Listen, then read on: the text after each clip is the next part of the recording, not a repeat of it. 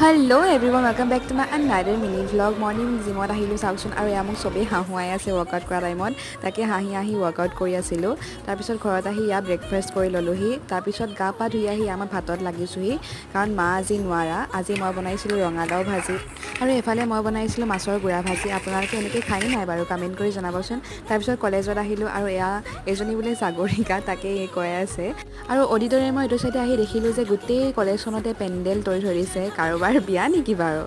এনেই কৰিছোঁ গাইজ নহয় ইয়াত ভূতৰ চেণ্টাৰ পৰিছে তো সেইকাৰণে ইয়াত পেণ্ডেল তৰি কৰি থৈ দিছে কিন্তু দেখি পেলাই কাৰোবাৰ বিয়া যেনহে অনুভৱ হৈছে নহয়নে বাৰু তাৰপিছত আমি আহিলোঁ কলেজৰ ফ্ৰণ্ট ইয়াৰ্ডলৈ এইখিনি যে ইমান বেছি ধুনীয়া আৰু চাওকচোন গছবিলাকে চব ইমান চাহ কৰি ৰাখে ইমান বেছি ঠাণ্ডা পৰিৱেশ হৈ থাকে ইয়াত বহিও বহুত ভাল লাগে